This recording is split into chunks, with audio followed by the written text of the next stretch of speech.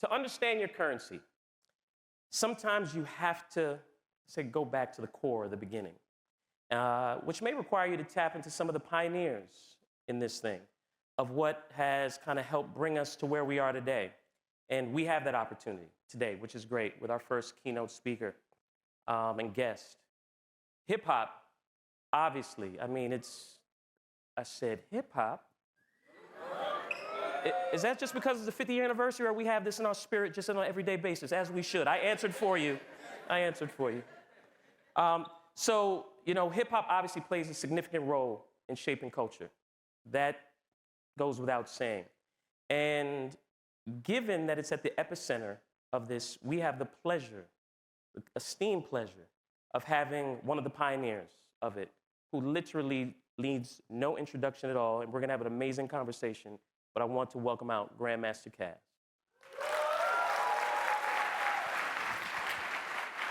Yeah, come on.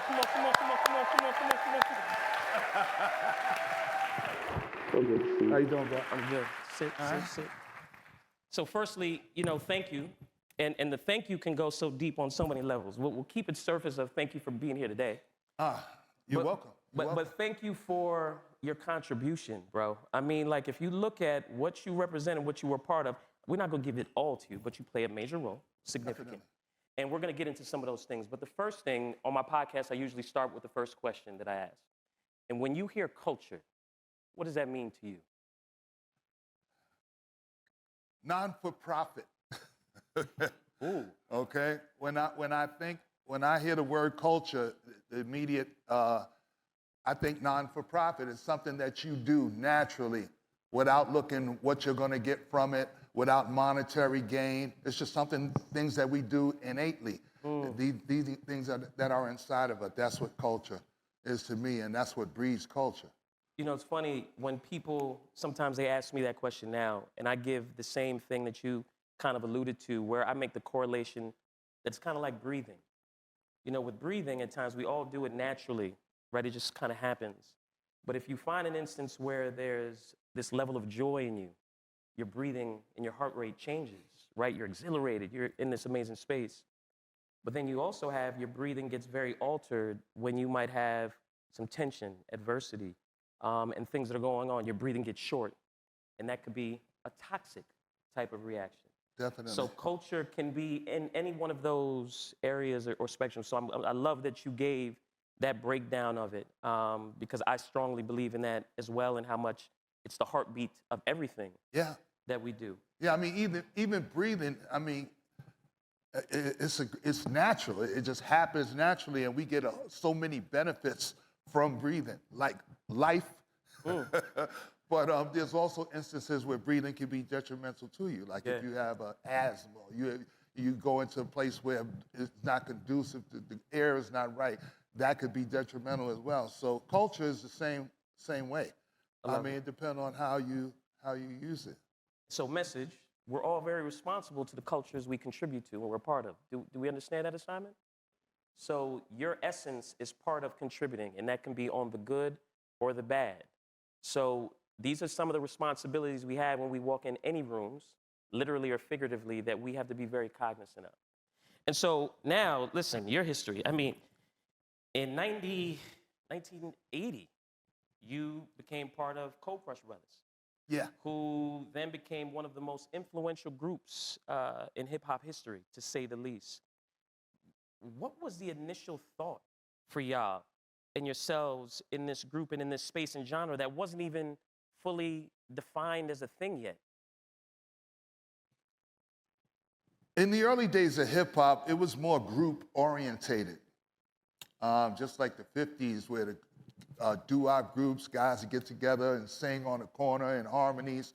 The same sensibility was going on in hip-hop in the early days. So I gravitated toward that sensibility and got with a bunch of other guys and figured that I think we would be more powerful as a group than me just as one individual. And a lot of other people felt the same way. So the group mentality existed early in hip-hop, and the goal was just to be the best group, to be the top crew out there, to be the most heralded. We were looking for street cred, back then. It wasn't lofty ambitions that we had. Riches. We weren't out for riches. There was no frame of reference. No, basically it was just, for credibility to be able to walk down the street, people say, yeah, that's them dudes right there. So dope. And in pioneer, you consistently have been a pioneer of things. And so in the pioneer theme, you are literally like hip hop's first ghostwriter, which is something I did not know and that I learned with writing the lyrics to hip hop's first hit song, Rapper's Delight. But she said, mm-hmm. By Sugar. No, she's like, mm-hmm. I said the hip? Yeah. No, listen. Oh, all right, okay. No. So again, pioneers, it's so significant to speak to these things because pioneers, you are constantly doing things that have never been done or seen before, right? Which is significant. So what was your thought in handing over lyrics to someone rather than you keeping it for yourself? Well, I wasn't trying to be a pioneer, okay? At any point, I mean, you can hit different points where I did this, and then, I was the first that did do this, and then but I'm not into that. Mm-hmm. I wasn't trying to be a pioneer. I wasn't trying to be all of the things and people to say that you are. Yo, if it wasn't for you, this and this. Right. I wasn't trying to be that. I was just trying to express myself in a way that hadn't been available to me prior to that. I grew up in the 60s and early 70s, and we didn't have places like this. Not at all. Okay, and opportunities like this. As a matter of fact, whatever we did have at that time, after-school programs, band practice, learning instruments in school, all that had been taken away from us. So we were thirsty for modes of expression, for means of expression. And of course, in our communities, it's music, it's dance, spoken word, and art. You don't need money for none of those things. Okay, just like basketball. There's a court in every park. That's right. That's why we're so great at basketball. Right. Doesn't cost us nothing to do it. But then there wasn't people writing for people. Like, that is a huge thing now, where a lot of credibility is kind of up for grabs in terms of, well, you don't even write your own rhymes. Right. Well, let me kind of put some truth to this statement. I officially am the first ghostwriter in rap music and hip hop. I wrote lyrics for the biggest rap song, but I didn't write those lyrics for that song or for that artist. Ooh. I wrote those lyrics for me. That's what I'm saying. And they were co-opted. That's right. And used for a song. Okay, so I didn't let me just ghostwrite for somebody. No, not at all. And that's the mindset I'm trying to tap into. What was the moment that clicked for you to say, you know what? These lyrics can be used by someone else outside of me, because you wrote them for you. Yeah. I mean, listen to the song. I'm the CASN, the OVAN, the rest is FLY. That was my name. Casanova Fly. Casanova Fly, that was my name. So I was spelling out my own name. The guy who copied it, he was so much not an MC, he didn't even know enough to change the letters around to say his own name. He was talking about Casanova Fly, and he thought he was talking about himself being fly. He had no clue. Exactly. His name was Big Bang Hank. Oh, geez. Okay, so Big Bang Hank can't be a Casanova Fly, though. Not at all. So, I mean, I didn't have like the entrepreneurial spirit or the insight to say, well, let me ghostwrite for someone else. No, not at all. Because back then, if you was an MC, you wrote your own rhymes. And anybody who didn't wasn't considered credible. I think that's also the gift of God's plan. Yes, it is. Right? Somebody's plan. Well, because you were given these tools, but you never know how they're going to manifest, right? And now you look back at what that manifested. There are people who have careers in writing and who don't need to be in front of the mic. And that was something that you are the founder and pioneer of. Come on, man. Hold on. I'm also the founder and pioneer of not getting paid for that. Listen. Well, Let's not forget that, all right? So I think that's an amazing segue to overcharging niggas for what they did to the Cold Crush. One of Jay-Z's most iconic lines, and this could not have come at a better time, and it speaks to so many things. And given that you're here, I would love to hear your thoughts on the significance of that line, which I think you're alluding to just slightly, and what it was highlighting or intending to speak on. Okay, I haven't spoken to Jay-Z personally, Okay. all right, as far as what he meant when he said that. But the Cold Crush were one of those groups, major group back in the day, no major hit records, but our stage show and our live show set the standard for what groups were supposed to sound like back in the days. And the fact that we never succeeded commercially in hip hop would usually, you'd be forgotten by now. But our influence on every group that came afterward is indelible. So our name keeps coming up. I don't care who you interview after us, from Run DMC to Rakim to Public Enemy, all the way up the line. Everybody reverts back and speaks about the Cold Crush.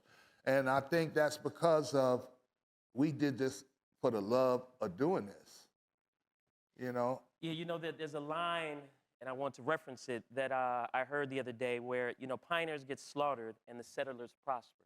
Oh, yeah. Which is, as I'm listening to you speak, and the first thing you said when you were like, look, I'm also the pioneer of not getting paid. Like, the depth of what you said right there, but what it is that you've opened up for so many, it very much aligns with that statement. Definitely.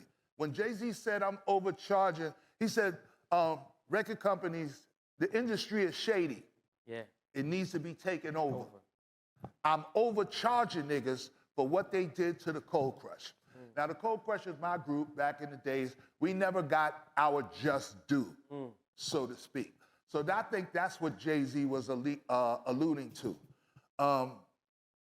The fact that he was robbing from the rich in the name of the poor. Okay? Now, Robin Hood robbed from the rich And gave to give to the poor. to the poor. Jay-Z is robbing you and keeping it. Wow.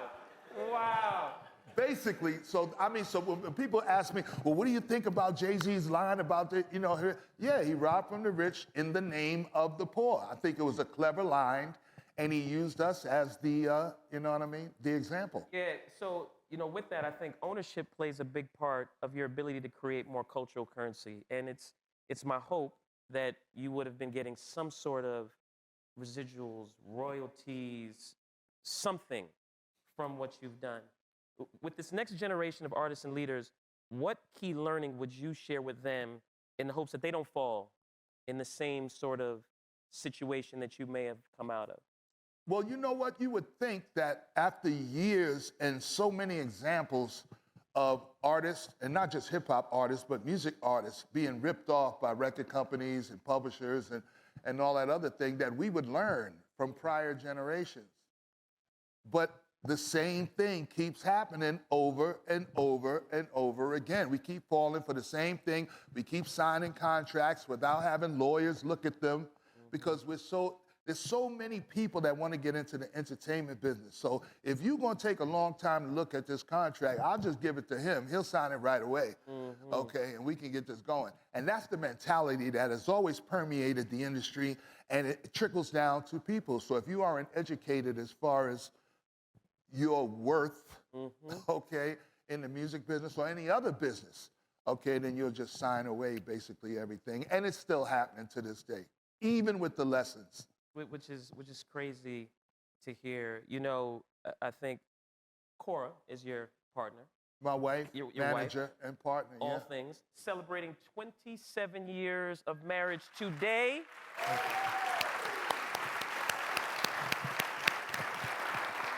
She's amazing. And, partnership, as you were kind of just talking about a little bit, surrounding yourself with the right people, I think is such a significant part of journeys and is a reminder that we're not meant to do this thing called life on our own. Like, we're just not. Talk about some of the key partners that God kind of placed in your life throughout your journey, outside of your partner, Cora, that's had an impact on your growth. You know, this has been a roller coaster for me. We're celebrating the 50th anniversary of hip hop this year, and I've been there for the whole 50. The whole thing. The whole 50. The whole thing. All right, this is my 50th anniversary for real, for real.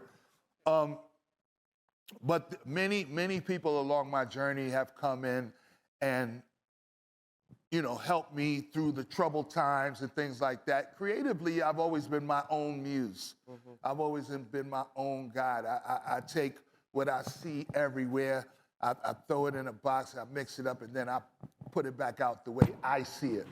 Mm. That's my creative process. But as far as life is concerned, yeah, many people. As far as artists, Dougie Fresh has been a great friend to me. Nice. Personally and music-wise. You know, it's kind of kept me afloat when things weren't going well. Yo, come with me. Come on the road. Come do this show. Biz Markie, may he rest in peace. Great friend to me. At some of my darkest times, he came through for me. Africa Islam, he was known as the son of Bambaataa, Universal Zulu Nation. Ice-T's producer, Rhyme Syndicate, he took me out to LA, 89 to 92. I got a whole new life out there when things weren't going good here in the city. So a lot of people have come in during my journey and helped keep me afloat. I love that. To the point where I can be where I am today. And I thank all of them. I love that. I love that. So we're having our homecoming moment here with many people of color who've contributed to the prominence of this footwear industry. What's your connection to the footwear culture? Because I got a little glimpse when we were on a call the other day. You had all these shoes in the background, 97s and all these things. But when and what does it mean to you? When did it click and what does it mean to you, this footwear culture? I'm a sneaker pimp. Oh. Okay, that's what they used to call us back in the day. Today they call us connoisseurs, sneakerheads, whatever. But I was sneaker pimp ever since I was a kid, you know what I mean? When I have to, I'll put on some shoes. Other than that, straight sneaker pimp. And I mean, when I grew up in the Bronx during the 60s and 70s. And one of the only things that you had as something to say that you were anything was how you looked. That's right. You know what I mean? Your look. And money wasn't flowing like that back then, but Mom made sure that I was fresh, you know what I mean? And exactly. And then when I was empowered, I made sure I was fresh. I got teased when I was in junior high school because I grew up going to Catholic school. What school did you go to? I went to St. Philip and James Catholic school in the Bronx from 4th grade to 7th grade. And then when I came out to go to junior high school, I was like, now I can dress. Yeah. I can wear all the things that I like. I saw you change your whole posture. You were like... And so guess what I did? I bought all the clothes that I liked, and I put them all on together. You know, and I think that's part of your currency, right? I had purple Converses. I had some blue and white checkered pants. I had a red, white, and blue patterned shirt. I had a blue velvet Applejack. Same day? The same day. Oh, my God. That's an overload. I went to school. You couldn't tell me I wasn't that dude, yo. Well, look. Luckily, I met a friend. His name is Timothy Allen. He was like, yo, you can't wear all those colors together. You can't. Thank you to Timothy. Thank you to Timothy for the styling guide. I thank him so much. He's one of those people who put me on a path to cool. I love it. I love it. Well, look, man, I sincerely can't thank you enough for your contributions. I know that is nowhere near the recognition that you should get and have. However, I think I could speak for many that your contribution has allowed for a room like this to be filled with people that look like us, with wide open eyes of the opportunity of what's possible based off of the seed that you planted.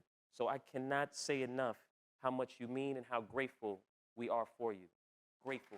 Grateful. Welcome. Grateful. Welcome. And in that notion, Thank you. in that notion, Brian, somebody's coming out. because there's something we want to present you with. And again, very small token in the magnitude of what you represent. Very small, but a token nonetheless. Where is Brian? Brian, where's Brian? Where's Brian? Where's Brian? Oh, here's Brian. Come on now, Brian. Give it up for Brian. Would you want to sit over here? Sit down? I mean, you can sit, stand, however you want to get down. I'd rather stand. But, Okay, stand up, bro. in honor of you, brother, reading the history, knowing how hip-hop has influenced me as an artist and a banknote designer for the Treasury Department, it's pushed me through so many years, and I want to give you something in honor. I actually designed a note of this brother. Hope they put it up on the screen. Oh, wow.